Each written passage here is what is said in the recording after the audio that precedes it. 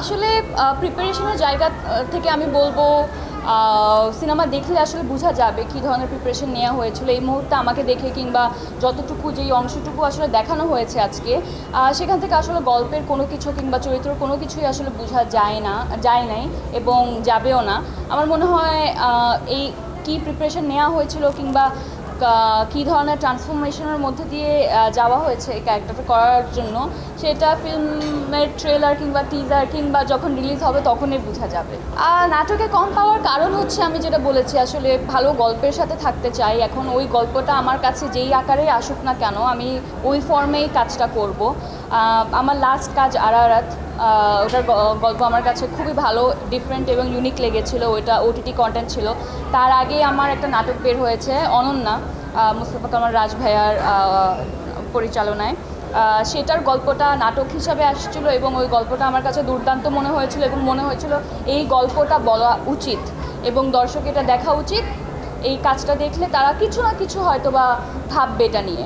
তো এই ইচ্ছাটাই ছিল, এই জন্য ওই কাজটা করা। তো যখন যেই আকারে যেই ফর্মেই আসলে ভালো স্ক্রিপ্ট আমার কাছে আসবে, আমি তখন ওই কাজটাই করব।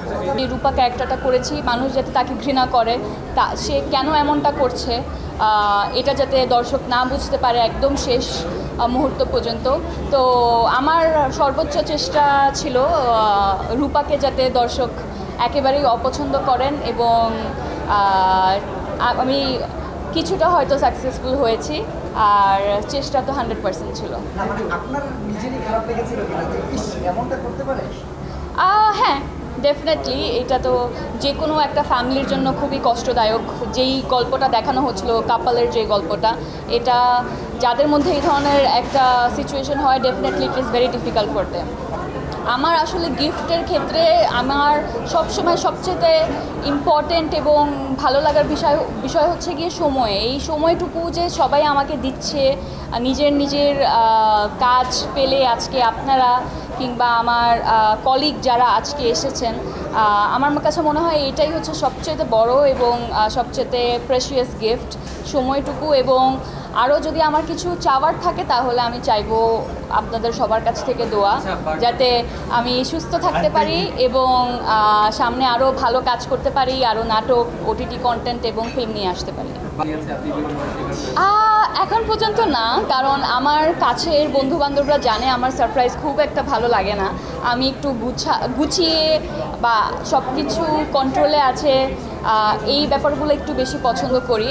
বাট এই ধরনের ইনসিডেন্ট আসলে কখনো হয় নাই। মানে আমার ফ্রেন্ডরা হ্যাঁ বেশ কিছুবার সারপ্রাইজ করতে চেয়েছিল এবং তারা সাকসেসফুলও হয়েছে। আমি দেশের বাইরে ছিলাম এই কয়দিন, আমি গতকাল এসেছি এবং ব্যাপারটা আমি জানতেও পেরেছি। বাট আমি আসলে কাজটা যেহেতু ইউটিউবে নাই, আমি দেখতে পারি নাই। সো আমি আসলে যেই কাজটা দেখি নাই ওইটা নিয়ে আসলে মন্তব্য করাটা একেবারেই ঠিক হবে না। আমার আসলে কাজটা দেখতে হবে, বুঝতে হবে এবং কি ঘটেছে পুরো ব্যাপারটা যদি আমি না জানি, আমি কোনো কিছু আসলে বলতে পারবো না, কিংবা না জেনে আমি কোনো কিছু বলতেও চাই না। আই হোপ ব্যাপারটা খুব সুন্দরভাবে সলভ হয়ে যাবে। আর্টিস্টরা আসলে কাজ করে আপনাদেরকে এন্টারটেইন করার জন্যই, মাঝে মধ্যে হয়তো বা ভুল হয়ে যেতে পারে। আমি আর্টিস্ট হয়ে আরেকজন আর্টিস্টের ব্যাপারটা হয়তো বা বুঝবো, কিন্তু বাট আমি আশা করি সব কিছু ঠিক হয়ে যাবে। আমার মনে হয় এই যে আমাকে একদম ঠিক, আমাকে যে এই পৃথিবীতে আমার বাবা মা নিয়ে এসেছেন এবং এত সুন্দর একটা জীবন কাটাচ্ছি, এত ভালোবাসা, ভালো লাগা, দোয়া পাচ্ছি সবার কাছ থেকে, আমার মনে হয় এর থেকে ভালো আর কি হতে পারে।